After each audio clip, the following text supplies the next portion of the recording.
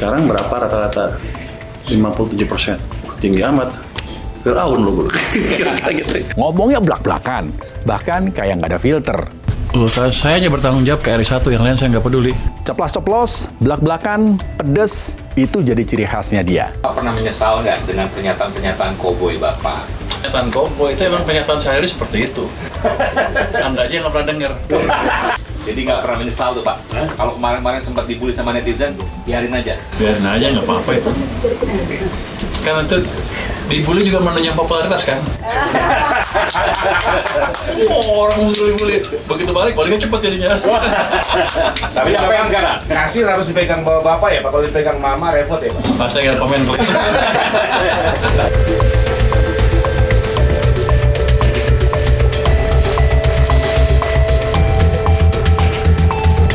Dari 5 menteri baru Presiden Prabowo Subianto, Menteri Keuangan Purbaya Yudisadewa punya gaya yang berbeda. Ngomongnya belak-belakan, bahkan kayak nggak ada filter.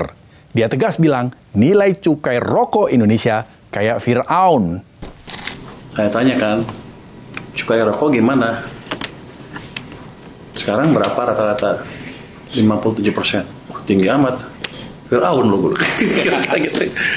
Ada juga yang bilang gayanya koboi. Siapa di belakang Purbaya dengan pernyataan-pernyataan bombastisnya? Kita cek now sama-sama.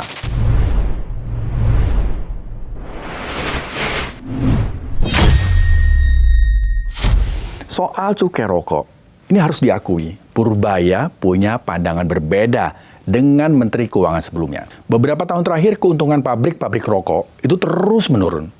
Cukainya naik sampai 57%, dan ujungnya PHK massal di mana-mana. Kenaikan cukai rokok jadi salah satu penyebab perusahaan rokok merugi sampai-sampai mem-PHK ratusan karyawan. Padahal ada 5,8 juta orang di Indonesia menggantungkan hidupnya di industri rokok. Dari petani tembakau sampai buruh pabrik. Purbaya datang dengan kebijakan yang ajaib. Dia nggak mau naikin cukai rokok lagi. Kebijakan ini menimbulkan pro dan kontra. Tapi seperti biasa, Purbaya menanggapinya dengan gaya koboynya.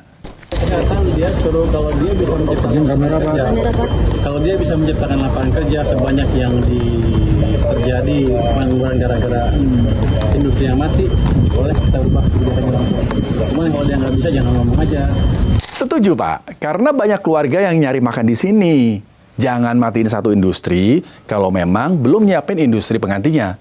Karena bakal makin banyak pengangguran di Indonesia kalau gitu. Nah, salah satu tujuan naikin cukai rokok, ya tentunya untuk ngurangin angka perokok dengan alasan kesehatan. Tapi lagi-lagi, naikin cukai rokok dengan alasan kesehatan, tapi membunuh penghasilan ribuan orang.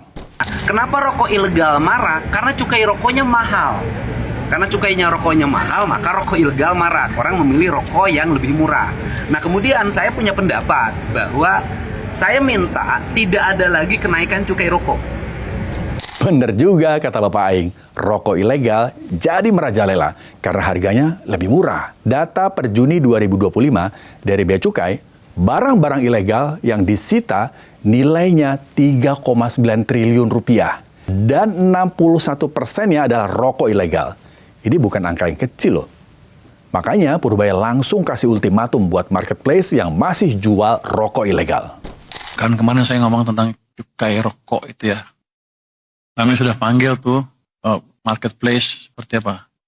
Bukalapak, Tokopedia, apalagi Blibli semua untuk menghimbau, untuk menjalankan, untuk tidak mengizinkan penjualan barang-barang ilegal dalam hal ini rokok ya. Nanti yang lain juga. Tadinya mintanya by 1 Oktober ya. Tapi saya bilang secepatnya aja. Terus nanti mulai ada, kan udah kedeteksi siapa-siapa yang jual. Kita akan mulai tangkepin. Jadi yang mau jual harus berhenti, jangan jual lagi. Itu saya harapkan bisa mengurangi konsumsi rokok ilegal. Yang jelas, teman-teman tolong sebarkan bahwa siapapun yang jual ilegal, rokok ilegal di tempat mana, saya akan datangin secara random. Fakta lain, salah satu masukan terbesar negara ya dari cukai rokok, 230 triliun rupiah per tahun. BUMN aja kalah. BUMN itu cuma sekitar 80 sampai 90 triliun rupiah per tahun. Hampir 3 kali lipatnya loh. Kebijakan ini tidak bisa kita lihat hitam atau putih. Bisa dibilang pro rakyat karena memang kebijakan ini memberikan kesempatan dengan dibukanya lapangan pekerjaan yang sangat banyak. Seperti yang kita ketahui bahwa industri tembakau ini banyak menyerap jutaan pekerja. Jadi kita membantu petani, buruh, atau pihak lain yang memang terlibat dalam industri tembakau ini. Tapi di sisi lain, pro negara bisa kita katakan seperti itu karena memang kebijakan ini bisa memberikan peluang kepada negara untuk mendapatkan pemasukan hingga 200 triliun. Masih ada masalah rokok ilegal aja, pemasukan negara dari cukai rokok bisa sebesar itu. Gimana kalau nanti rokok ilegal itu habis dibabat? Ceplas-ceplos, belak-belakan, pedes, itu jadi ciri khasnya dia. Dan itu juga kayaknya yang bikin dia dilihat berbeda di kabinet Prabowo sekarang. Kenapa Purbaya berani? Ini dia alasannya. Pokoknya merah putih aja. Iya. Semua untuk merah putih, ya udah. Tapi gini Bapak, ada kesan Bapak kan ngegas nih, berarti Bapak backingnya nih kok ngeri Pak. Kenapa? Ini kan Bapak langsung ngegas nih. Artinya, wah Bapak ini memang supportnya luar biasa dari RI1. Saya hanya bertanggung jawab ke RI1, yang lain saya nggak peduli. Nah, begini kalau pejabat nggak ada beban politik, nggak bertele-tele, sikat semua yang nggak sejalan sama arahan Presiden. Cukuplah kita ini dibuai sama pejabat yang ngomongnya manis, tapi kebijakannya ngerugiin rakyat. Iya, benar banget. Jadi cara komunikasinya Pak Purbaya ini dikenal tanpa basa-basi gitu ya, belak-belakan. Bahkan ada yang bilang gayanya koboi gitu ya.